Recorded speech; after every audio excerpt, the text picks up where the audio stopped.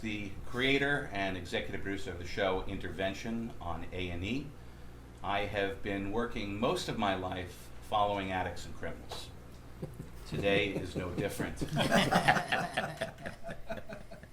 have sincerely my, I won't say childhood, but my heroes from my youth sitting with me today. And it is pretty exciting and a little nerve-wracking for me, frankly. This show is called Unanonymous, which is an allusion to 12-step, where you cannot take a camera, and for very good reasons, but these guys are brave enough to talk about where they once were, the horror at the time, the hilarious in retrospect. So to my left, I'll introduce, from my left on down the table, is a guy I knew in 1990. I was working the door at Catch a Rising Star in Harvard Square, and this guy used to introduce himself as Valerie Bertinelli. He did? And I forgot about that.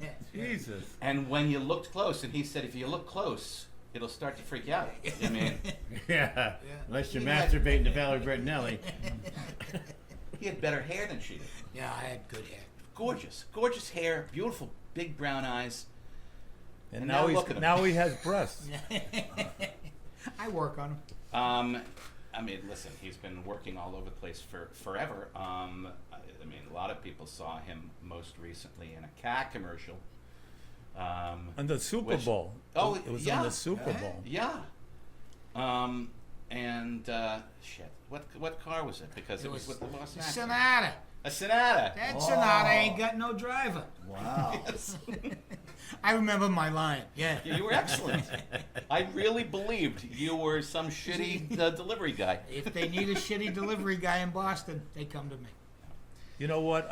I have to say, that was an amazing performance. Thank you very much. It was all in the stocking cap. Can you recreate that just for a moment? Sure. Hey, that Sonata ain't got no driver. Let's steal it. Now, how long before you were off book on that? Just curious.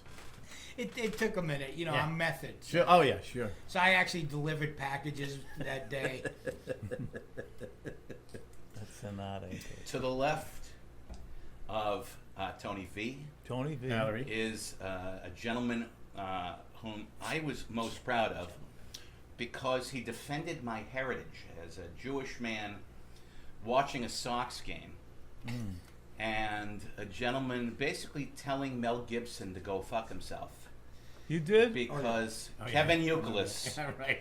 the Jew, had just made an outrageous play. I mean, obviously, he's done a lot more than that. I mean, he's had certainly his own sitcom named Lenny, you know, Rescue Me. I don't understand what you just said. So, Mel Gibson was at the Red Sox game, Lenny? No. Well, Mel Gibson had just come out talking shit about the Jews, Jews, right. and me being friend of the Jews, since I married one, it didn't work out, No, but I thought it would you're help friend with the of business. almost all of them. Right, yeah, right. And I said, Euclid, is that Greek? And they said, no, Lenny, he's a Jew. I said, he's a Jew? Fantastic. And then we said, well, fuck you, Mel Gibson. You better not come around here. And then I found out later that Gabe Kapler, another Jew, was swimming in Jews on the Red Sox. And it went from there. So I went home that night. My mother said, Leonard, I hope you didn't upset the Jews. I go, no, Ma, the Jews love me. It's Mel Gibson that hates my guts. So he does. So that's basically, you're absolutely right. Can I put out at this point, we haven't even got through the intros? No, I know. We're already off and right, running. okay. Welcome to comics. We're off and running. Welcome to AVD. Yeah. I was going to moderate. Go ahead. Try. By the Go way- ahead, try. By the way, that's Lenny Clarke. Hi, everybody. Hi. Oh, Lenny Clarke. Oh.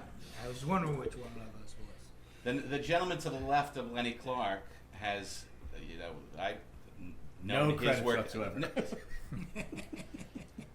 The guy, I mean, last time I saw him, he had his pants down. He was looking for a professional in a Farrelly movie. at the gay road stop. Yes, pivotal scene in that movie. Could not have continued without that. Without my split second in that film, it would have been tanked. Were you method for that? I was. I lived for a year without pants. And I stayed at many a truck stop. And don't ask me what else I did, but I got into the role. So That's the only way to make any money. also, I was thinking, 30 years ago, he was telling people he was considering Depends because then he would never lose a bar seat. Kenny Rogerson. All right, I want to tell one Outstanding. quick Kenny Rogerson, Pat McCormick story. Pat McCormick was a great friend of mine. He's the lead writer for Tonight Show, brilliant guy.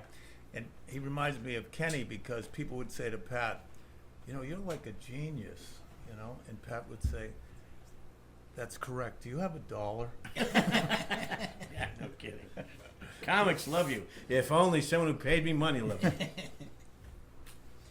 Lastly, a gentleman who is still referred to as the king of Boston comedy, Yes. and And Queen. And the Queen. And the yeah. Queen. My liege. My liege. Speak my liege. I grew up loving this guy. He was really the character actor comic. Right. There was no one in Boston who could do all of Boston on stage. That's right. He could embody every type of Bostonian, and that's why That's people. why Yeah. That's why he's in a studio in fucking Everett. I remember one night we did the Hot Tin Roof together, and they put us up in a house after Yeah. the show. And all I remember is we were pretty high, and we with some women, and then I passed out, and I woke up on a table, and I looked over at you, and you were on a couch, and there was a horse with his head through the window, licking your head. Really? Yeah. Wow. The head of your head. No, Did it look like I was getting turned I on a said, little oh bit? my God, where are we? How about the time when I was passed out at the barracks? No. And I had an attitude. Which time? Well, and you were over me, remember? Oh, you screamed up, don't look down at me! Don't I look said- down at me, I I'm said, passed Steve, out on the you're fucking passed out on the floor. Yeah. That's how sad the barracks was. I was the voice of reason. I was at a hotel room where Kenny, I won't use any names, Claudia. Anyway, Oh, her. Yes. anyway, Yes, the his actor wife, who I believe was his wife at the time, she would call every half hour. Yeah. Is Kenny here at the hotel room? We're up doing blow. Why aren't you still married, Ken? Go ahead, Steven. And I said, Kenny, are you here? No, I'm not here. Okay, he's not here. Well, the one time with her, we're playing in the Knicks golf tournament. It's me and Gavin and Cam Neely and maybe Gord Cluze. Anyway, so we go to the banquet afterwards, and we're all, not the Bruins, but I was coked up and fucking drunk, and I don't play cards. I just like to ruin everyone else's time. Like, 3 aces, good, done. That's what I would do. She comes storming through the door at midnight. I thought you were coming home. I go, you're kidding. I want you to come home. I go, let's go home. We get to my house. She goes to bed. I get an 8-ball. I got in the cab, went back to Knicks. Now I don't call. I don't show up for 4 days. That's I right. went to the ball game with somebody. I went to the Marshfield Fair. That's I right. went to Gav somewhere, and she comes into Dominic's at Thursday night. I'm talking to Fred Greenlee. Remember Fred? Oh, Greenlee? yes, I You do. tell him the story. You say, you ain't gonna believe it, man. Your wife just got out of a cab. She goes, you fucking son of a bitch. I go, honey, you remember Fred? I said, hang on. Well, you can yell at me a minute. I'm gonna go to the bathroom. I'll be right back. I go out the back of town. Let's get in the cab and go somewhere else. My friend Fred goes, I had a fucking list of that for 4 hours. I go, I would have done it for you. Okay, so this brings us to an excellent topic, which is sort of why we're here. The dark comedy of drug addiction and alcoholism. I don't want words here. I just want it by a show of hands, okay? If you've tried it, if you've done it. Coke, show of hands. Okay, heroin, show of hands. Let's say Snorting count? Yes. Yeah. snorting or smoking. Snorting. How about smoking heroin? No. Smoking coke. Yeah.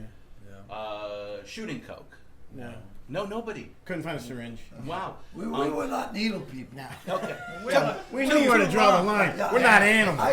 What do you think, we're fucking addicts? Fucking something wrong with Jesus us? Christ. Needles, Christ. Snorted heroin. Jesus I Christ. smoked heroin. I sprinkled heroin on my spaghetti, but I never booted. Yeah, I was Those people have a like problem. needles. Those people have a problem. Yeah, they had a front Next needle. drug, please. Next drug. You know, I recently had somebody mail me or send me on Facebook or something an article from 1986, and they go, "Hey, you didn't tell me you opened for Chuck Berry," and I go, "I have no idea I opened for Chuck Berry." And your next question would be, "What's Chuck Berry like?" And I go, "I just told you, Yeah. I have no idea I opened for Chuck Berry." All right, I got a Chuck Berry story real quick. Yeah. So we're doing a benefit for that recovery center in Arlington. What's that? Right. Right Right turn. turn, Yeah, yeah. yeah. So I'm the MC. I'm supposed to be introducing Chuck Berry. Chuck Berry is already on stage as I'm introducing him. And he had to get paid in cash. Yeah. And he said to the audience, "Okay, what would you like to hear?" And somebody yelled out, "Carol, could you tell me the words, please?" He had forgotten the words. I have two quick stories. One, I went with you to UMass Amherst, and you were opening for Otis Day and the Knights. and they were getting high, and you were out on stage, and there's not yet, keep going. Yeah. And then when you came off, he did like his one big song, and then good night, and a riot broke I out, remember 26,000 people. But the other story was I was with you. We were on like a 3 or 4 day run, and you got just fed up with me, and we were out of stuff, so you left. And I drove to Worcester to open for Roy Orbison. Oh, Now I go really? in Oh, with, I would've loved that. I'm on fumes in the gas tank, and I'm hoping I get a few bucks to fill up the gas and get home and buy some more stuff. So anyway, I go in, and there's this entire room full of food. And I'm like Yogi Bear. I start eating everything, and I'm 400 at the time. So I lay on the couch and I fall asleep, and all the food is destroyed. And I hear noise in the back, and the guy's rustling. He goes, "Hey, are you the comedian?" I wake up. It's Roy Orbison. And I'm going, "Oh, Roy Orbison! Wow!" He said, "You the comedian?" I said, "Yeah, they're bringing you on." And I go, "Oh, help me up!" And he helps me up. Really? And I went out on stage. So he watches me from the wings, Oh, and he my goes, God. "Hey, would you like to go to Europe with me?" And I go, "No, I gotta go get some blow. Come on, Roy." Wow. Yeah. Oh my God, I love that. Can I tell one more? Hold on, quick one? hold on, because I want to go through more of these. So, but first, I can't help but think, Lenny, most heroin addicts are thin. Yeah. How did you stay fat with? He ate Lenny, fasting. Lenny is Cocaine not a made him eat heroin fasting. guy. Co- He's a cocaine. coke guy. And he just Cocaine. ate fasting. I was with you one time with the A1 pizza. Yeah. We went up for days. I can't look at a picture of food without wanting to throw up. He eats an entire cheese pizza plus a pitcher of beer. We just drink a pitcher of beer. Yeah. How can you eat? Yeah. It did. The coke made me eat faster, and I would, if we went in for subs, I would order you guys cold ones, and I would get a hot one so I could have some of yours while I was waiting for my hot one. I mean, and I ate and drank everything. It was just, and I spiraled out of control. And I mean, I could do a line and have a big steak. Didn't affect me. So, okay, Can I get to my story? Oh, yes, it's an open forum, please. Because you were there. okay. I performed in front of 250,000 people at the government center, remember? Oh, yeah. The Yes. Celtics. Yes. The Celtics had beaten the Houston Rockets. So they had this fucking parade, and then they said, I couldn't get on the stage. The cops weren't letting me on the stage. And Right. I was the comedian. They said, "Oh, comedian, well, I'm the comedian. All right, get up there." He said, "But they're going to be throwing shit any minute because the Yeah. parade was up." So I get up, and it was like, "Give us Barabbas." Remember? Exactly. Yes. They were on like trucks. I mean, people were waiting for the Celtics. They were Yeah. shit-faced. Anything could have happened. So George Kimball, may he not rest in peace, he wrote an article, saying, "Well, this wasn't funny, that wasn't funny." Like he wanted me to get up like Woody Allen, making funny little observations. quips. I was trying to calm the crowd. Yes. Remember that? Yeah. You could have turned that into a major riot. The entire town could have I went missed crazy. out. I know. Hindsight. Hindsight. And the whole time, Hindsight. and the whole, 2020. Yep. and the whole time you're up there, I'm going, I'm glad that's not me. Me. Yeah. Okay, how about And this is, talking fairly new stuff, but meth, anybody by hands? Yeah, I did meth. Really? Okay. Yeah, That was before us in What fashion. is that like? I only did meth because I Crack, thought it was meth. coke, and that really pissed me off because it kept me up for a long Oh, time. it does. Yeah. And to get back to the coke, which was my real demon. I was freebasing. The first time I was freebasing, and freebasing and crack, the only difference is freebase is for very successful people, and crack is for people who have nothing. No difference, same thing, And different it's name. misleading because it is not free. Yeah.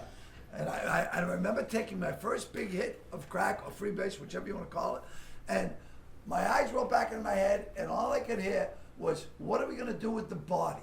And it was with Sam Kennison and Oh my Chucky. God. You know, yeah, it was. You know, Yeah, exactly. when I went to L.A., right, so I was used to cocaine, not crack.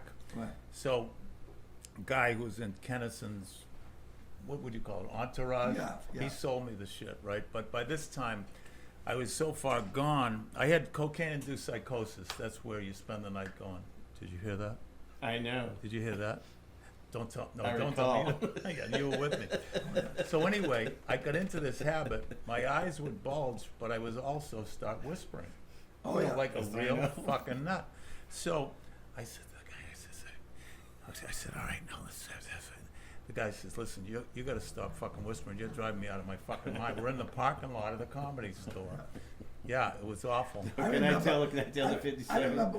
You remember? We were in the 57 hotel. Yeah. And we went to your room, and for no reason at all, you got another room. And then Oh, we yeah. went there, Yeah, I always did. then you got another room, and then this is, I can't take this anymore. You had a room on 4 different floors. And then one time we moved to the Quincy Bay Inn because she didn't like the 57 anymore. I One time we went walked- to 57 I walked we're from there for down- hours, days, maybe doing I blow, walked right? from downtown Boston all the way to Quincy to get another room, but I was doing coke with these Vietnam vets, right?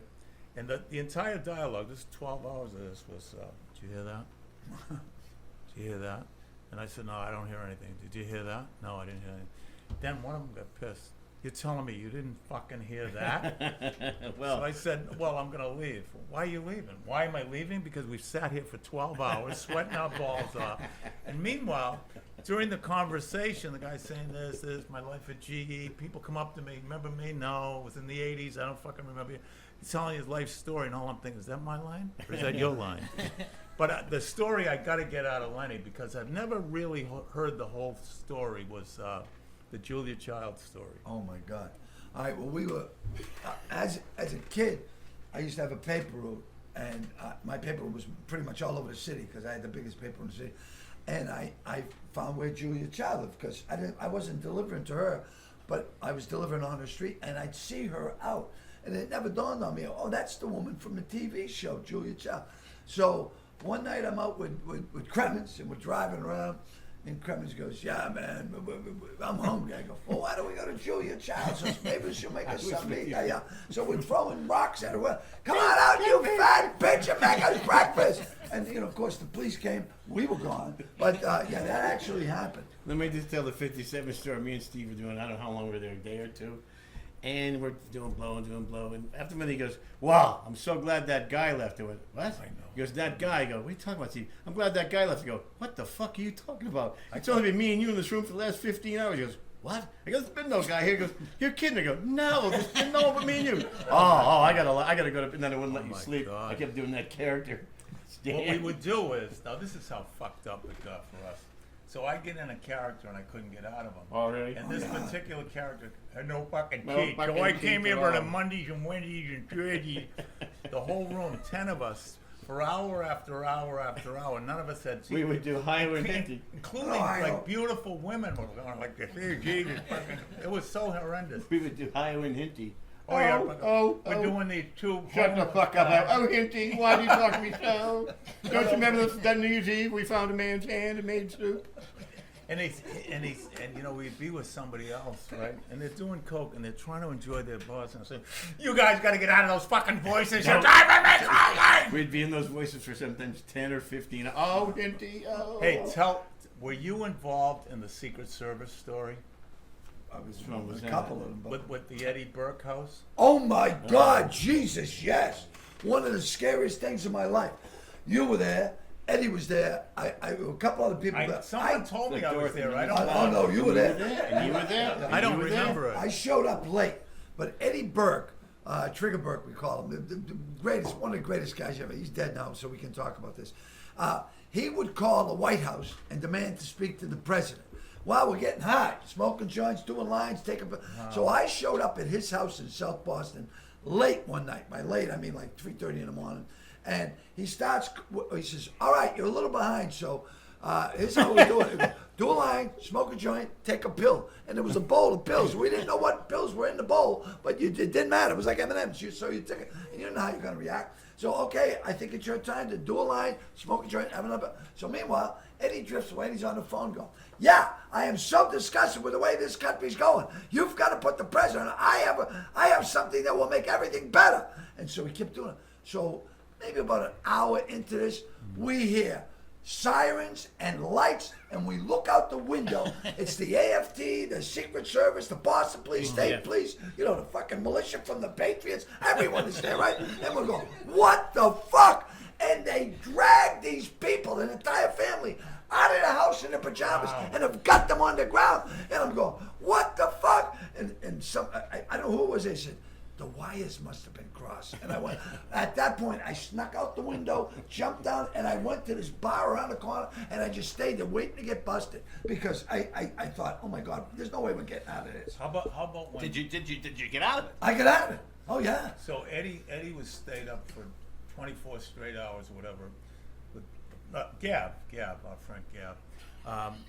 But he was, you know, you just don't know about where these thoughts come from. But he was talking to Gab, and you know, when you're up for 24 hours, you run out of topics. So he said, "Did you know Jesus had a brother?" And Gab said, "This is true, right? You've heard this." And Gab said, "No, he did not have a brother." He said, "I'm telling you, Jesus had a brother." So Eddie goes to the You've heard this, haven't you? He went to the rectory, you know, where the priest stayed. Right. Yeah, how can I help you? Jesus have a brother? And the priest says, I don't know if he had a brother, but I'm going to get some fucking cops here because you're fucking crazy. Remember that? Oh yeah. Jesus.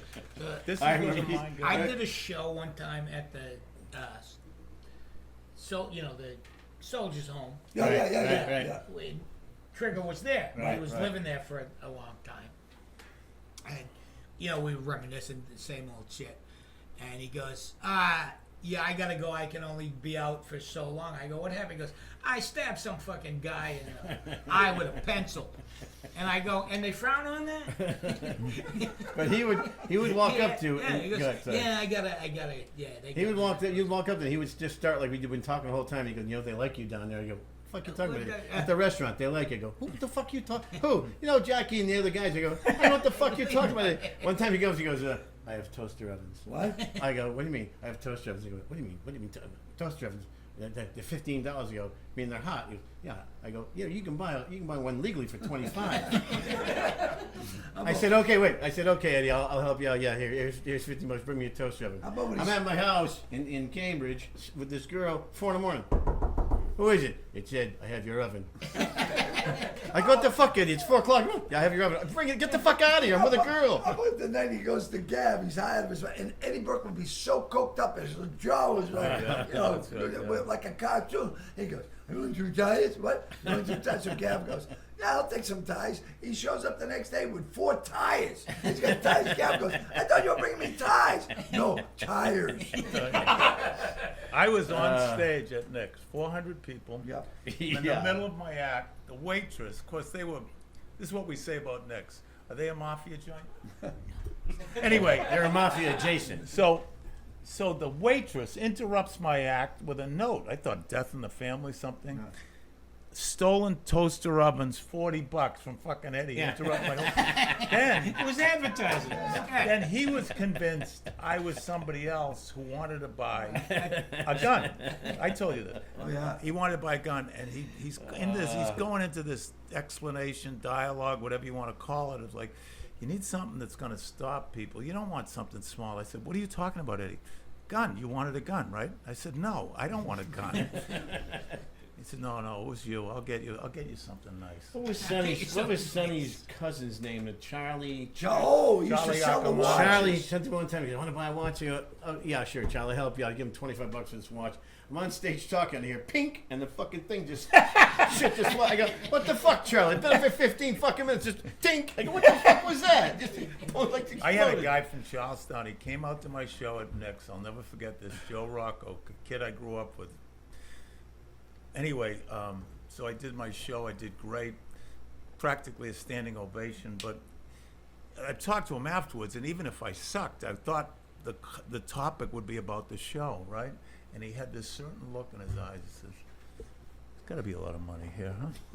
I said, "What? You think I'm here to case the joint?" I thought he'd say like, "Congratulations, get Right, out sure. of Charlestown." Can I, So what do they bring up? can I tell the bet I have with Bang. Dominic?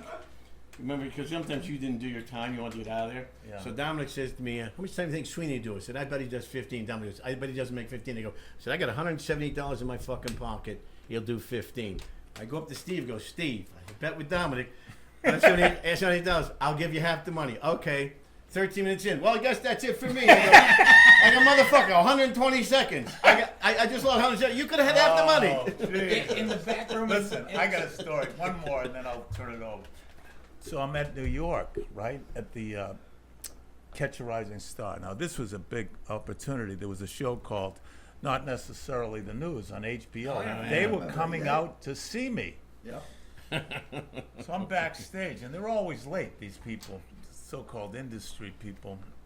I'm backstage. I'm down. No, there was like a cellar, and fuck, when are they gonna get here? I'm a little nervous. The guy said, "Do a line, it'll help you to There you relax. go. It'll help you to relax." Yeah. So, do a line, and all of a sudden, Everyone knows all Coke of a is sudden, one my, that just chills all you. of a sudden, my posture's good. I'm fucking feeling good, and they here yet? And he said, "Well, it's only been a minute." And so, anyway, I said, "Oh, okay. Fucking, well, are they here? What's going on?"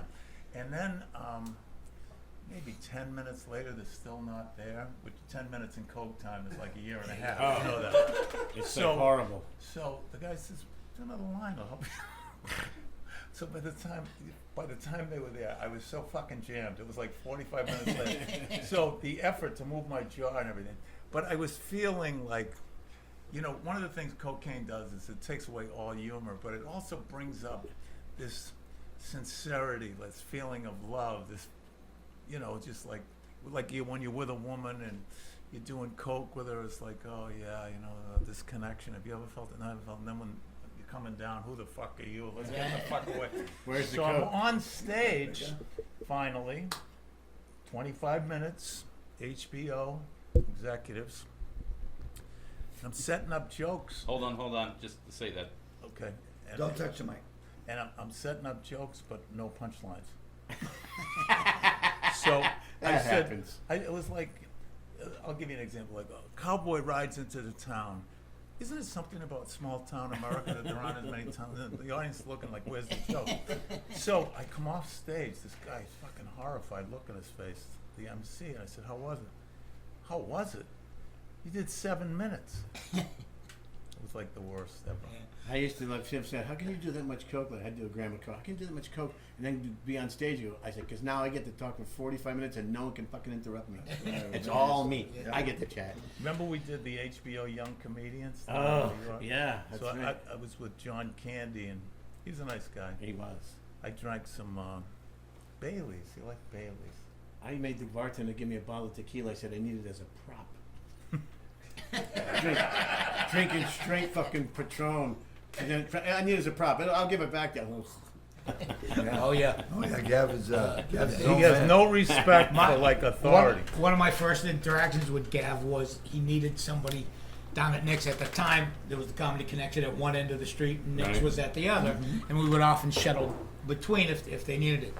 So he comes to get me at the Comedy Connection. I was heavily identified with them at the time, and he goes, I need a filler down at Nick's. Can you come down with me? And I go, yeah. He goes, so we're walking down the street. This is one of the first or second times I've ever met him. And he goes, yeah, they tell me you're funny. He goes, I just watched you. Don't do more than 7 minutes. I'm with him one time. I'm sorry, were you then? Yeah. It's 4 a.m. We're at my house doing blowing, drinking. He looks, he goes, I gotta get out of here. I got a hernia operation at 7 a.m. Oh my God. I go, what? He goes, I gotta be. I go, Tom, you've been doing blow. I'll be all right. So I call him the next day. And he goes, hey. I go, what's up, Don? He goes, I said, I'll go. He goes, well, they were a little concerned. I go, really? See how they put these. This is put the thing in my mouth. Said, count back from 100. I got to 40. They're a little bit nervous. I got down to 40. Hey, well, he used to stay at the barracks with us, Oh, and boy. at 6:30, he would go, "Okay, that's it, gotta go." I said, "Go where?" He goes, "I gotta go teach school." Yeah. And he would drive from Cambridge to Weymouth to teach school. I would drop him off in the subway. Me, him, and Buck one time dropped him off in the subway. He was going to catch a cab to go to school. We were puffer bellies. We've been up all night. Oh. My kids, they're not slow. They've stopped. That's my favorite line. Hey, he once, you may have been with us. This is really this is to me is Himalaya or Mount Everest that he could do this. After being up all night doing coke, Right. going to the fucking dentist. That's a hero. Yeah. So we're down in How could you sit still that long in Oh. that chair? But so we're down in Florida. This was as recently as maybe 5 or 6 years ago. So Bill O'Reilly comes out. Yeah, I know where you were. Bill O'Reilly was a fan of ours. He went to BU or whatever. First thing, now Bill O'Reilly has these books, Killing Hitler, Right, Killing right. Pal. First thing Gav says, hey, you run out of people to kill yet?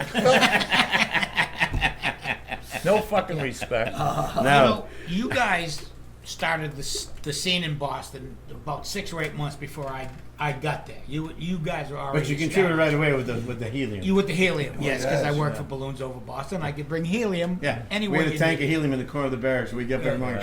Come on, how you don't get? Yeah. Go ahead, sir. But so in one of the first gigs I ever had outside of town was in Framingham. Bob Lazarus had a show.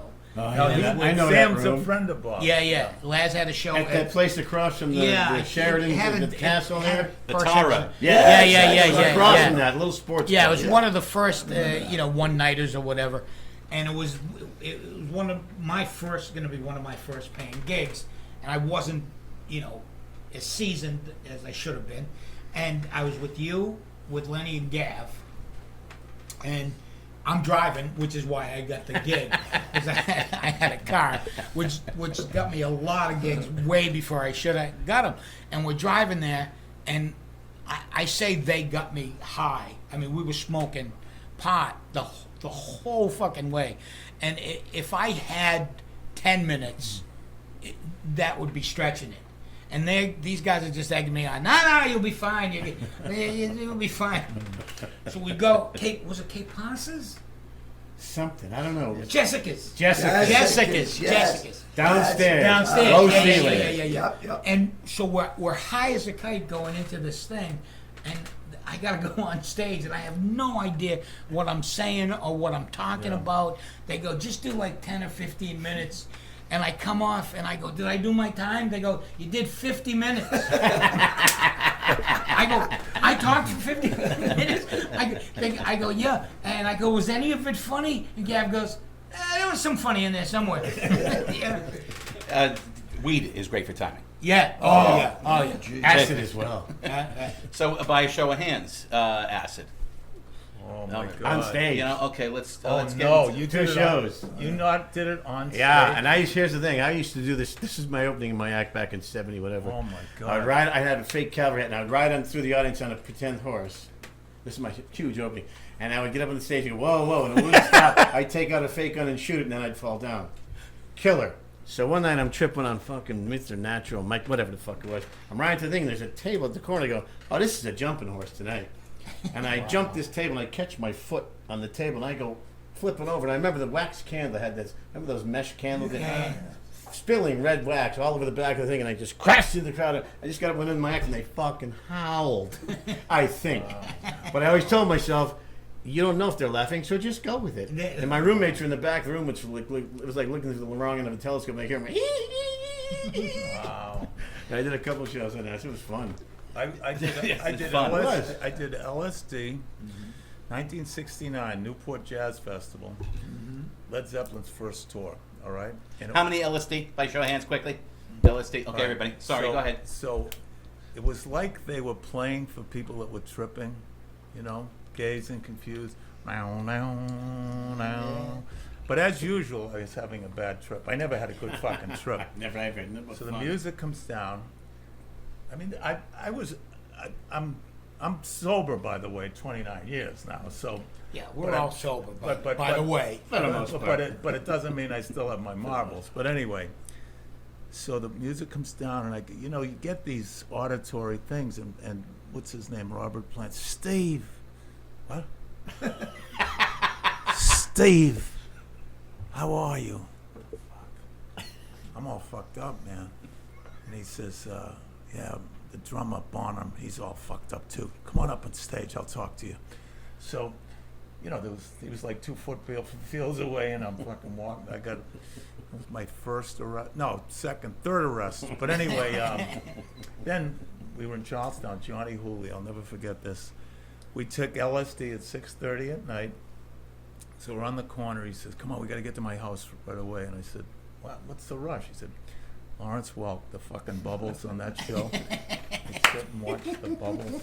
It was amazing. Okay. Of all the that. drugs I love I've that. done, I only did that a few times, but I remember every moment of it. It was horrible. Oh, yeah, you don't want to remember I that. love Tony, tell us, you took LSD? Me? Yeah, I mean, in my earlier days, and my most harrowing situation with that was I was at a party, we had crashed a party over at Harvard, a bunch of us, and I was tripping my balls off. And we're on the 3rd floor, and I remember going into the kitchen and getting every pot and pan in the place and putting it in a window. and then Wow. just pushing it out into the quad to hear it go clink, clink, clink, clink, clink, and it tinkled all the way down. So I was summarily escorted from that party, and I get outside the door. I'm in the hallway, and there's like a stairway, like it went up with a well in the middle. Yeah. And I look down, and I go, oh, that floor is not that far. Why am I going to bother with the stairs? Oh, no. I could just jump, right? So I straddle the railing, and just as I do that, I look, and I see Jesus with a beer, and he walks over to me, and he goes, Tony. I go, Jesus. And he takes the beer and pours it down the well, and I see the floor splash away, and now it looks like I'm down to hell. Yeah. And I go, hey, thanks, Jesus. And he goes, I got your back, Tony. My first thought is you wasted a fucking beer, Jesus. Yeah. Can I tell you my very last acid? This is the last time, and I did a lot of Yeah. it. Oh, we haven't time. I was in Detroit with Danny Storrs, Yep. Jeff Allen, this other guy, Teddy, this young kid. He was young, he was a black kid, and it's irrelevant to the story. So we're there doing acid, me and Jeff are doing acid. For Sunday night, we're watching Fantasia. And with Danny, we're watching for hours, and Danny goes, oh, too bad this is in black and white. I went, what? Because in those days, you had color black. I went, oh, fuck, man. So I'm watching this. I was just kidding. You go, now it's in color. So Teddy he walks to Jack in the Box. Usually it was commonplace. You'd step on the hose and just walk up to the window if you didn't have a car. In Chicago, we're in Detroit. He comes back, he's in tears. Someone had called him the N-word. They wouldn't serve him. So me and Jeff Allen go, this will not stand. So we got to take a ride. So Danny's driving, Teddy, I'm in the back. And before we go, for some reason, I wrapped my head in a towel. And I wrapped both my hands in towels. I don't know why. No. We get to the thing, and Danny orders like $69 worth of Jack in the Box, which is a fuckload of That's Jack a in the lot. Box. The guy goes, you said, yeah, we've been smoking. Oh, okay. So we start driving. I go, hang on. I get out of the car, and they used to have a big clown that was the face of Jack in the Box, where the speakers were. Yeah. I get out, and I fucking boom. I just waste this fucking clown. I mean, speakers are fucking hanging, wires. I get back in the car. Jeff Allen goes, what was that about? I go, I don't like the way he was eyeballing me. Jeff goes, as long as you had a reason. We get up to the fucking window, and Danny goes, you recognize this guy? And Teddy leans and goes, yeah, no, I don't recognize him. You lying motherfucker. He takes a shake and wings it up the guy's chest, and we drive away. And then the next morning we're driving by that Jack in the Box, and it looked like Chuck Wepner after a fight. It's all taped up with fucking. And with that was my last time doing that. I go, I never got. I considered that justified vandalism because it wouldn't serve my friend. But I said, if it travels that far, I think that's my last trip. So. And even if it were a real clown, it wouldn't Yeah, matter. fuck him. Even what's he standing out there for? Yeah, once he you know? didn't belong there. That was my last acid trip. Yeah. I said this time. My one Oh, hand- wait. Let me tell you the mushroom story. Okay. Do you remember this down there? Hands, mushrooms. Right. Oh. Yeah. Okay. So he's never done them before. We're down in Citrus doing some show. I'm doing all the drugs as well. He takes mushrooms and he's lying on the beach with the two girls. I forget who they were. So I had a long trench coat and I wrapped my head in tinfoil and put slits for the mouth. And I go up the beach and I start walking. And it's thunderstorm. There's lightning. Yeah. And I'm thinking, well, if I get by lightning, it's going to be a fucking rush on the way out. I'm going to be killed, but it'll be cool. And I'm walking down the beach and I hear him go, what the fuck's that? I go, Lenny. He goes, what the fuck is that? Lenny, what? Lenny. He goes, what the fuck is this? What the fuck is this? I get up, I start laughing. He goes, oh, you asshole. I don't know what this metal head. What the fuck is this? Never on mushrooms before. Oh my! No, it was my first time on mushrooms, and you had that metal. Yeah, I had tinfoil. and it was lightning, and I thought for sure you were gonna get struck by it. And I was kind of hoping you did. Yeah, me too. I want to see what, I think it's going to be a rush on mushrooms. You know So, what? have any of you done anything else to kill your careers?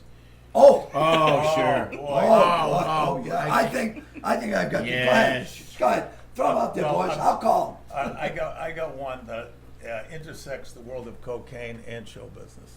So I had a friend of mine, Mike the actor. Remember Mike the actor? Mike Oh, yeah. Fuginetti. Yeah. Mike the actor. So he was a great actor, Great and, actor. and he played over at ART, which is in Cambridge, and Al Pacino knew him and he liked his work and everything. And Mike was in the fucking addiction as much as any of us. So when you do coke, you want to tell people you love them. It's just one of the things that happens when you're getting high. So I see him, and he had a look on his face. It was like somebody had died, in his family. I said, "What?" And I said, "Oh no." He said, "Yup." So he called. To me, this is the worst coke story, even though we've all talked about physical danger. He calls up Al Pacino at 4 to tell him he loved him. 4 a.m. And I said, "Oh my God, did you just blow a fucking contact?" I think that's pretty good. It's That's self-destructive. pretty- Okay, I see that. Go ahead, Ken. Okay. I just showed up drunk for many things and didn't give a fuck. I can't think of anything in particular. It's a cumulative effect for me. Cumulative. Tony? Well, today's a new one. Yeah. No particular story. Tony? I was doing a showcase in Los Angeles at the Improv, and it was all industry, and a bunch of people were coming out to see me. Yeah. And as you say, the industry shows it.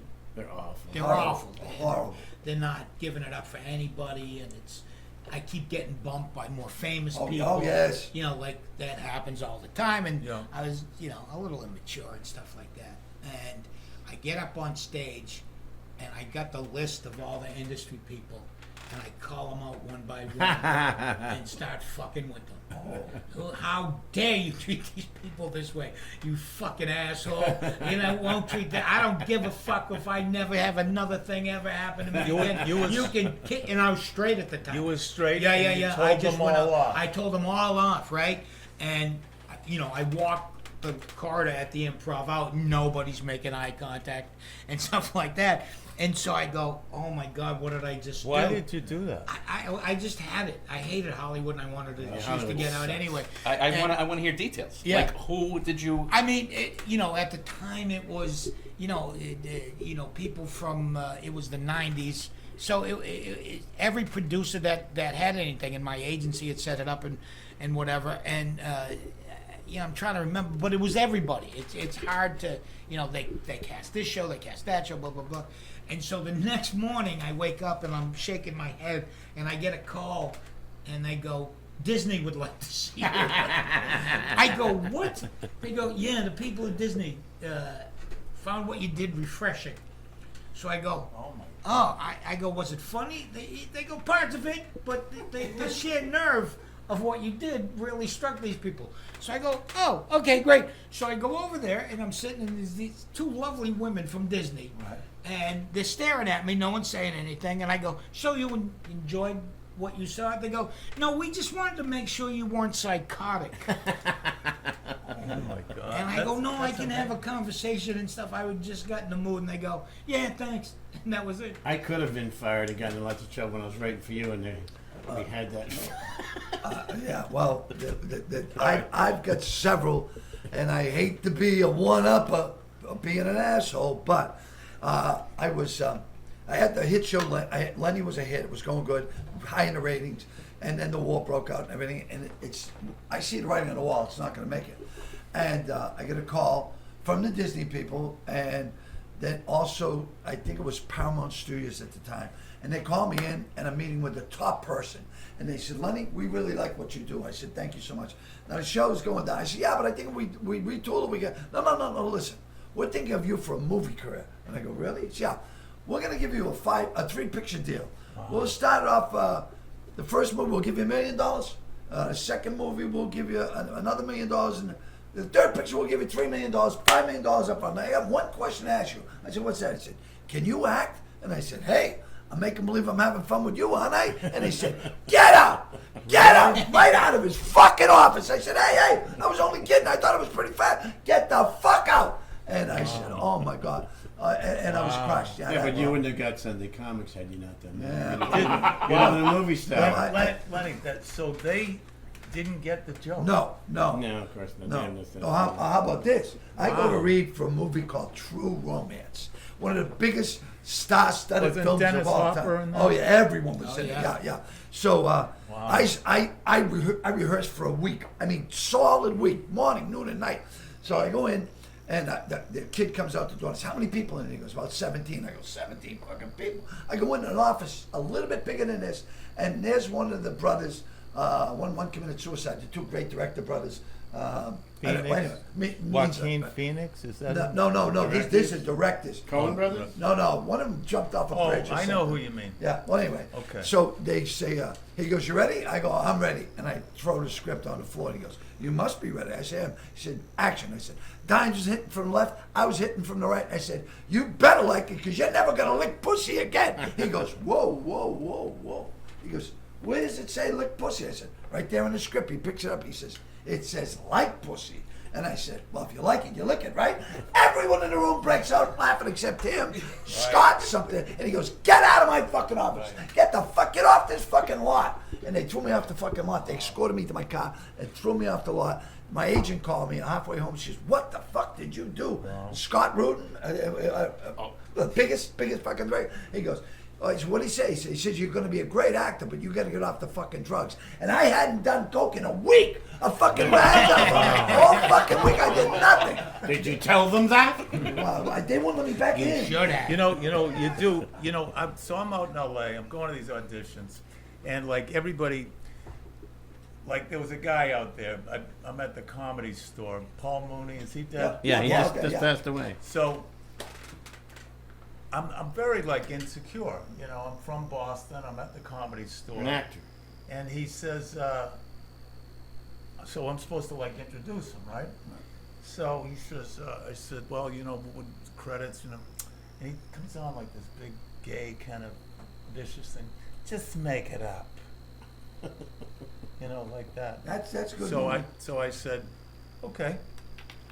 So I do my set, and I said, well, here's an asshole that told me to make it up. His name's Paul Mooney. Treated me like a complete fucking dick. The Comedy Store, when I was there, they put my name real low because they figured if somebody wants to piss on the wall, that'd be whatever. But it was like gangs. Oh yeah. Dice Clay had his gang. Right. Kennison has his gang. Right. So I end up, I spent a lot of time with Kennison, but boy, when he did coke, it was fucking dark, man. He had like a face or an aura or something that made A him like demon that came out. Anyway, so we go up to his house, which he bought from Joni Mitchell. It's this Hollywood fucking mansion, but I could have been in Somerville because we're all in the kitchen. Yeah. You know what Not I mean? like It a could have been anywhere. Not enjoying Now, anything. Lenny and Sam were like best friends, right? But then Lenny took a gig somewhere, and now Lenny was like the enemy. When you reconciled at the Yeah, end. we but- reconciled before his but- death, but yeah. Well, then again, but- when he bought 60 fucking Playboy magazines with my wife in them and gave them out to everyone at the Comedy Store, I didn't think that was cool. No, I mean- Later on, looking could have back, bought them anyway. looking back, pretty good. But no, he went online. Or got, No, you know, people get really dark.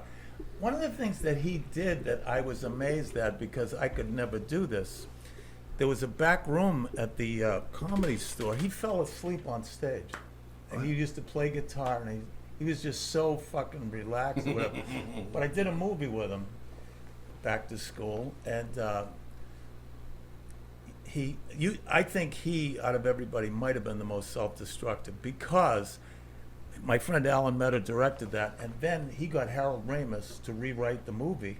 And then the next movie was Sam's movie. It was going to be about an Eskimo. Yeah, right. No, And from the Sam north. said, wrote this shit. You know how you write shit when Yeah. you poked up, this is a piece of shit. He's fucking Harold Ramis. You know, Right, writer. right.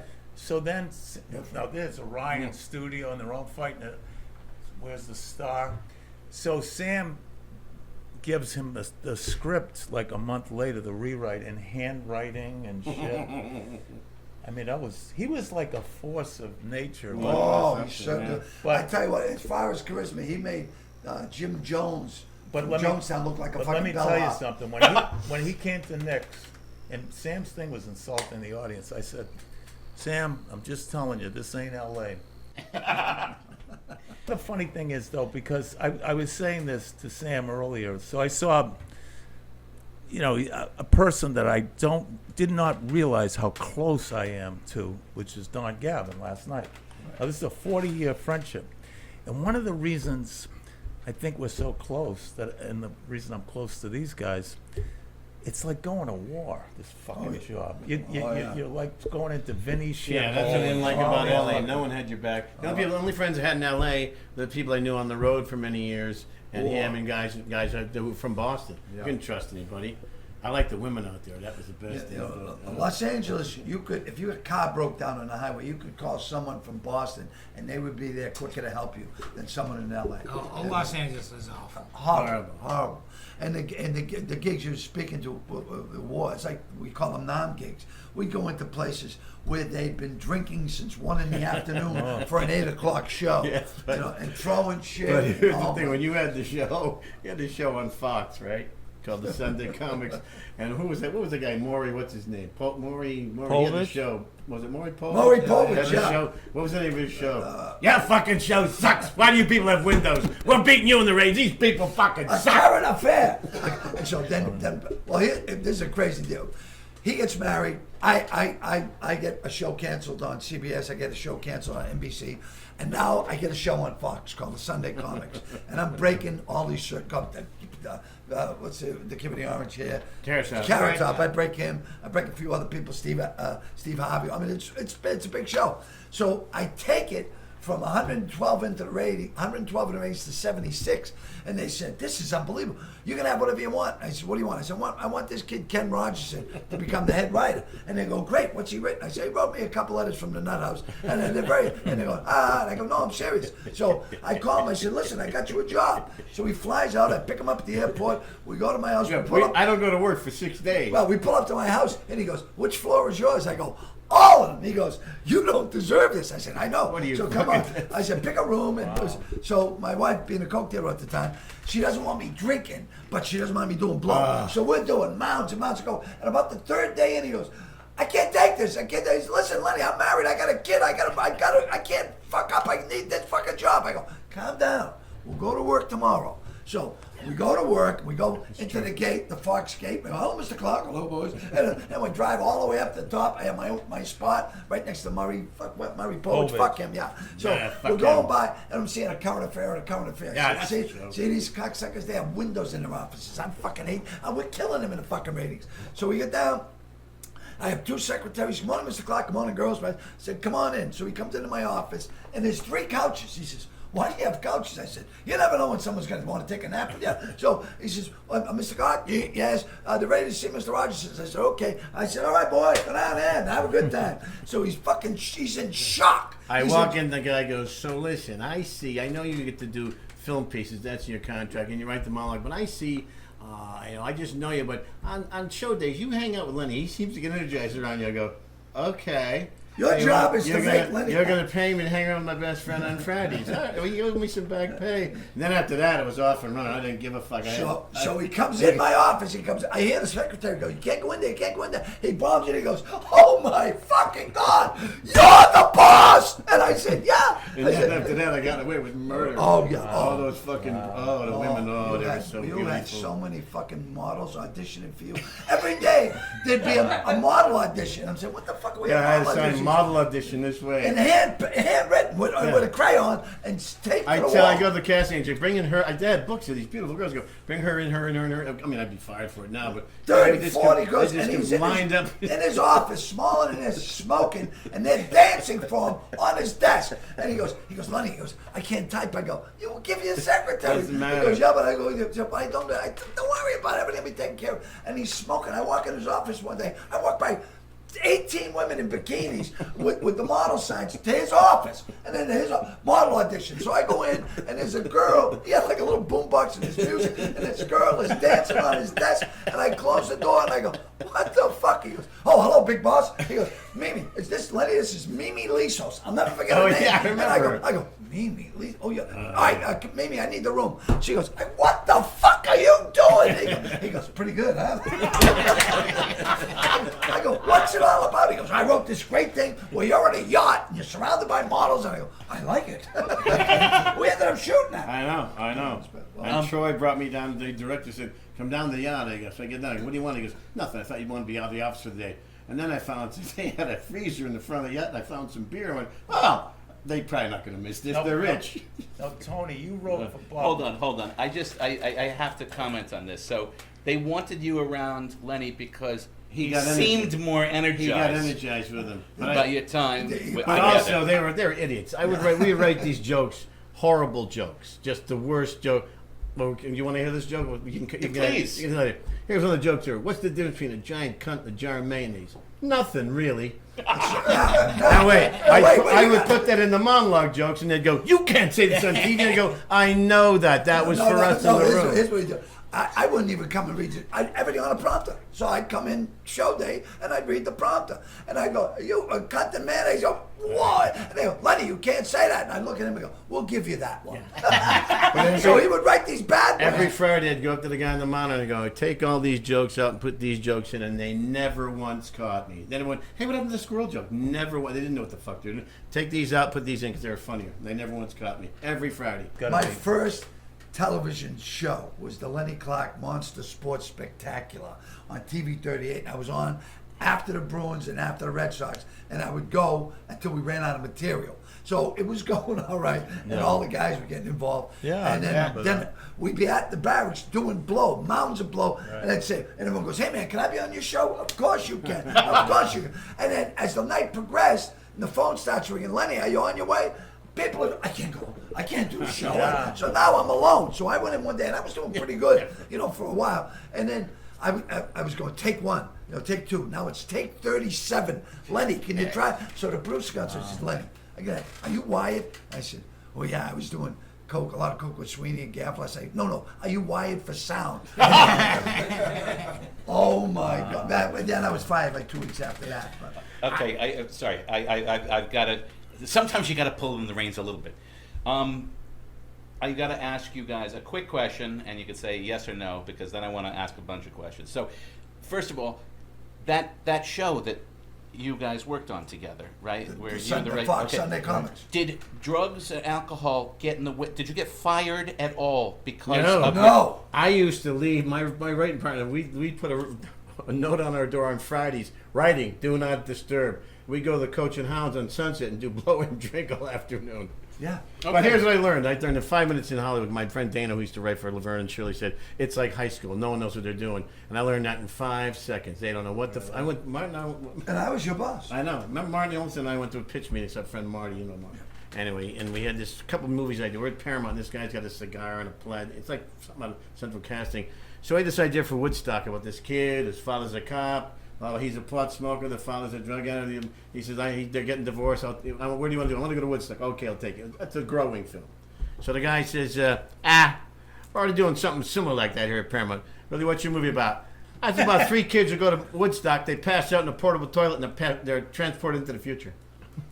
We go, it's nothing like it. So we had this other movie about a mutated horse, and Marty's got a ripped sweater on. I got hair down here. And the guy goes, so it's about a horse that's mutated. They're going to race him to save an orphanage, blah, blah, blah. The guy goes, try Disney for that. And Marty goes, no, you don't understand. At the end of the movie, the horse gets a blowjob. And I say, we want to backlight it so you just see his cock and the sperm, the shadow of the sperm. He goes, what the you guys are fucking sick. But you know what? Gave us another 20 minutes. Didn't like any of my ideas, but sorry, go ahead. No, it's fine. Just quick answers, numbers. I want numbers. How many years in recovery? Since 94? 94. So that's 29 years? Yeah, 29 years. No, Yep. is that 29? Yeah. No. I don't It's know. less than that. You I didn't got say married any- in 27. You didn't Yeah, say- it's 28 years. Yeah, okay. You 28 didn't say years. anything about Yeah. math. 24 and a half. I don't know how many years off coke. I've had my downloads with alcohol, but I've been off coke for 16, 17, anyway. 29. That's outstanding. Outstanding. Because we're sitting here laughing, right? We're sitting here laughing at hideous things, Yeah. right? But how much more money, I want an estimate here, a guess. How much more money do you think you would have if you were not an addict? How much more money? I'm going to say probably less than everybody else on the panel, but I'm going to have to guess a couple $100,000. Oh, 20 million, easy. Yeah. 20 million. 500,000. You know, I got so fucked at places that I worked at because I wasn't aware, you know? Well, but I mean, I can't because the next day is written off. Do you understand? The next day, if I had spent 1 year focusing on money, just getting up the next day and doing shit that makes you money. Yeah. right. I mean, Writing or acting instead of in sitting this in a car. fucking room right here, we have 70,000 movies that we made in our conversations. Oh, I mean, yeah. it's fucking brilliant shit. And I And we lost- never write any of it down. It's, And I lost 8 million hard cash in over 4 months.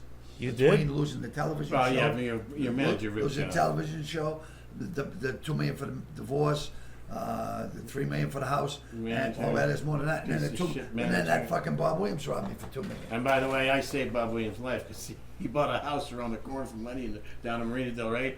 He said, I'm going to go shoot up his door. I go, no. We get someone to do that for you. You don't do that on your own. What are you, stupid? Yeah, right. I listen. I was the American Tourister luggage gorilla for 4 years. Yeah. Yep. And the gorilla bought my house. Yep. And if it were not for the gorilla, I would be homeless. Yep. That's incredible. I would have a Incredible. beach house I would have a house on the vineyard probably for a little But you while. know what? As incredibly Sam, you ask a question, right? And people used to say to me, do all these comedians do drugs? I said, and I mean this, only the good ones. People that went into this, you know, as though it was a business, it's now a business. You know, we have goals, short-range goals, mid-range goals, long.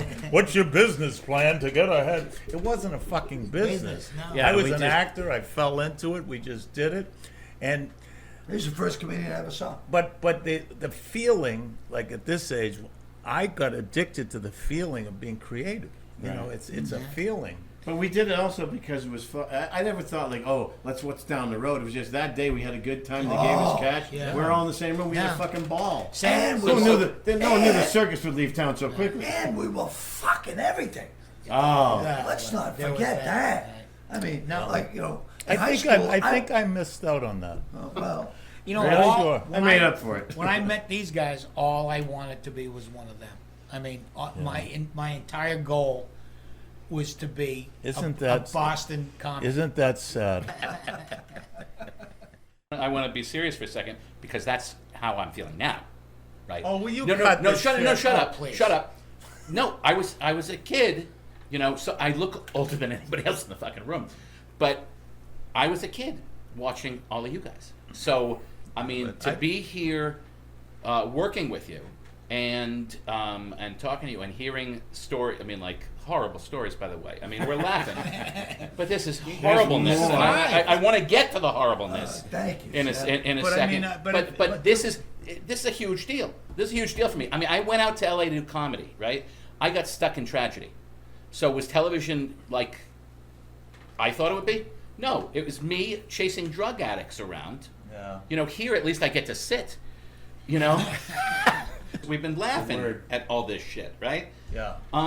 Which is what we wanted to. I mean, this is about being dark. I mean, if you go to a 12-step meeting, Yeah. it's hideous stories, and people are, bent over with laughter because it's like, I'm not there now. Right. But back then it sucked Right. horribly. Yep. Right? I asked about money. How many relationships would you, and I'm going to go just numbers right now. How many relationships do you think you lost because of drugs and alcohol? Romantic or Or just two Just guys a- jerking off. Familial, romantic. What you talking about? dozens? Dozens. Only dozens. Wow. Dozens. Maybe 5. Yeah. How many marriages lost to it? Well, None. there was the Jew who I loved. Well, one marriage, and then the common law thing. You get lucky. And I'm in my final marriage now, and I'm hoping for the best. We all have a vested interest, because if this doesn't work out, everybody fucking dies. Right. Go ahead. Well, I had a marriage, but that was I don't know if I think drugs kept it together. Quite frankly, if I wasn't doing drugs, I'd probably been divorced earlier. One in particular back in the '80s that I really lost because of drugs. Now I shut up, shut remember. the fuck It was up. so beautiful. I will fucking knock you out right here.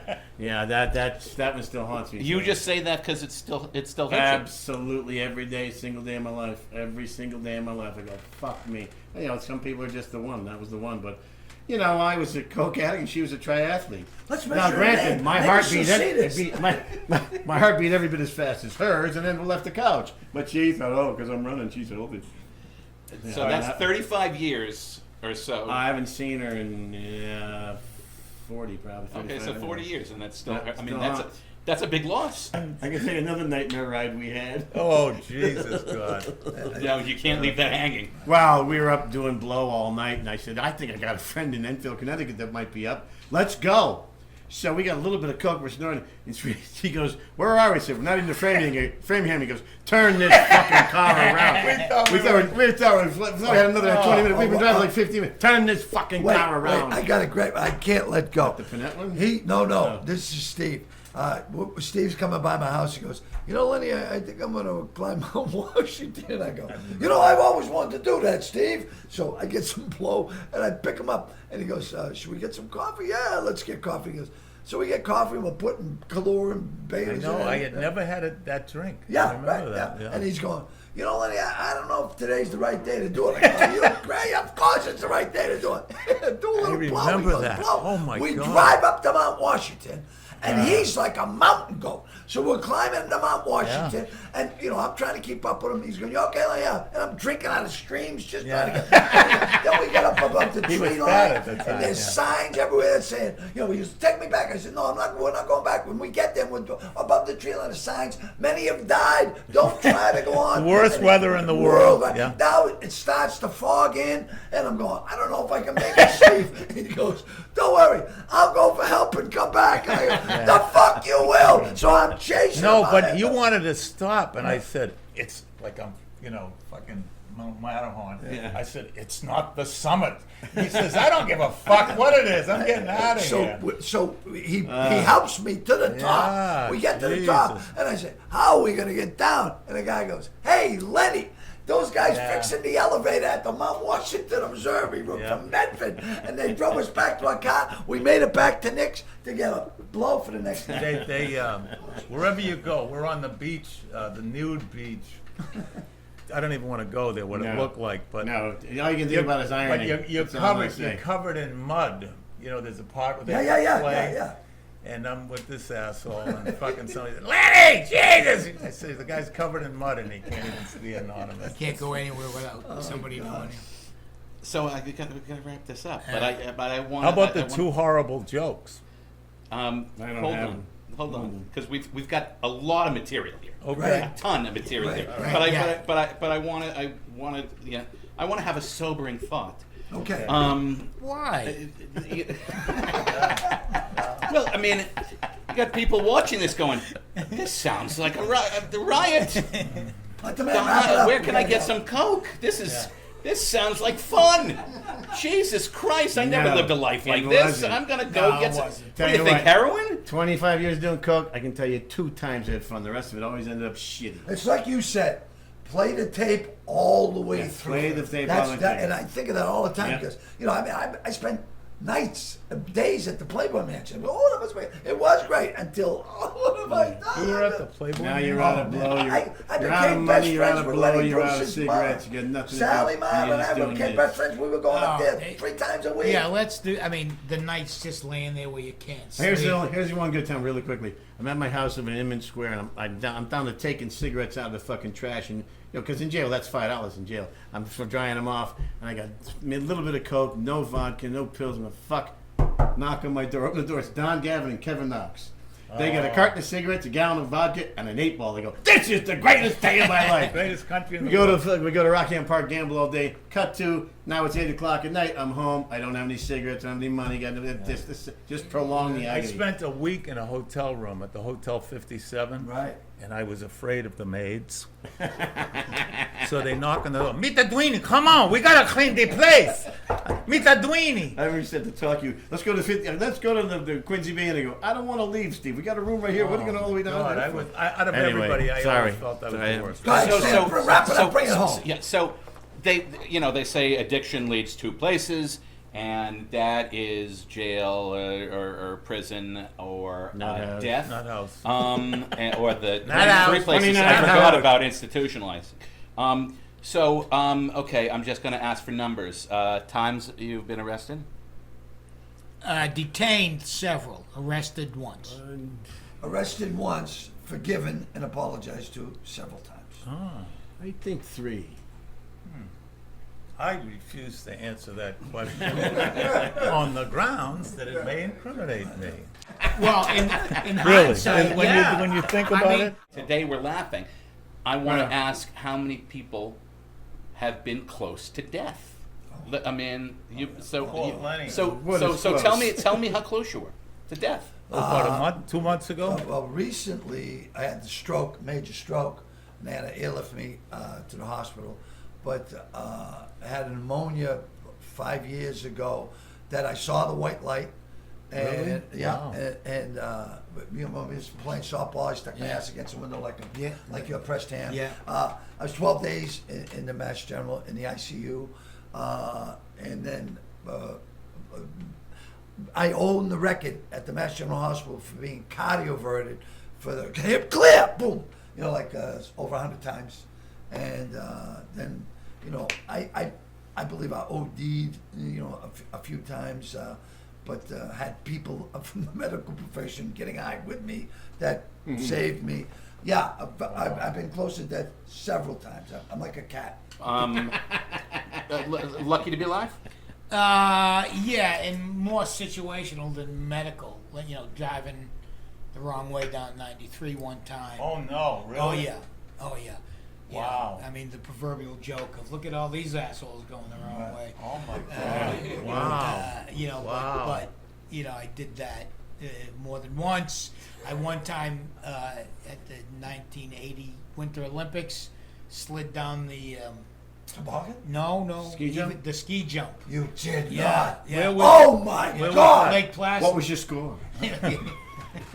How far down did you the whole way? Oh, I almost made it to the. I mean, I certainly would have died. I'm in fucking overalls. I'm a So fucking shit you face. you came all the So way I up to jump right, and I get right to the lip, and about, you know, like all the security and everything jumped on the thing to stop me from my certain. Oh yeah. Yeah, and the thing I remember about that most, it was, you know, you're of course up high, and we had snuck in. You know what I mean? We Right. just got in the elevator with a bunch of athletes going up, and we're having a great time. And when you look down where you land, at the foot of the mountain where you land was a graveyard. That's what I remember seeing, and I go, I can make that. You know. You have been right there. Yeah. By the way, Wow. at the time, did you think it was fun?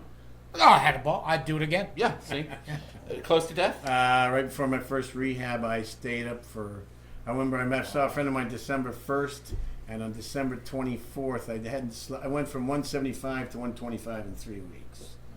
Yeah, and I was just smoking, and I Yeah, I caught it the first rehab. Checked into rehab. Of course, the first thing that comes to the fat guy's Yeah. mind is, how did you do that? Yeah, I thought I looked good. I had 29-inch waist. I remember my brother came pick me up because I was so fucked up. My mother, I walk in, my mother goes, "You look like an Auschwitz victim." I thought I looked fantastic. Look in the mirror, go, look how fucking trim I am. Man, look, I'm fucking. No, I was fucking sick as a dog. That was that's the closest. Fat brain will tell you things like, I don't wish an incurable disease on anyone, certainly myself, but I think like 5 months in, I'd look pretty good. Yeah, Oh, yeah. Well, it was all just coke. They Yeah. did coke for. I remember one in the final week. For this is what I ate in the last week. I had a slice of pizza and a hot dog in 7 days. That's all I ate. Plus was booze and drugs. Yeah. I have to take a leak. I do too. We, So do I. we're- We all have to go. Yes, Steve, we're go gonna. to Steve and we'll This is wrap going it to be up. pile up. Right. Which reminds me of your closing line back in '90, where you'd say on your way home tonight on the Pike, if there's nobody in front of you and a shitload of people behind you, You're the fucking problem. yeah. Yeah. It's that way on golf courses too. Yeah. You see 5 open holes Yeah. and 20 people fucking pissed off. You're the Yeah. problem. All right. Yeah. As the great Fred Allen said, who was a Boston humorist, death is just nature's way of telling you to slow down. But are you lucky to be? Are you lucky to be alive? Very lucky. fuck Very, yeah. very grateful. The whole 9 yards.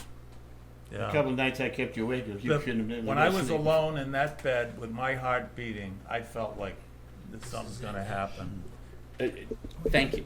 All right. Gentlemen, Thank you. Gentlemen, thank you. Before you get up, Yeah. you enjoy this? Love This is it. great. Love it. Yeah, Love yeah, it. yeah. Love it. Excellent. Let Excellent. these guys go to the Brought bathroom. back all the sad We'll memories. take a little- Thanks.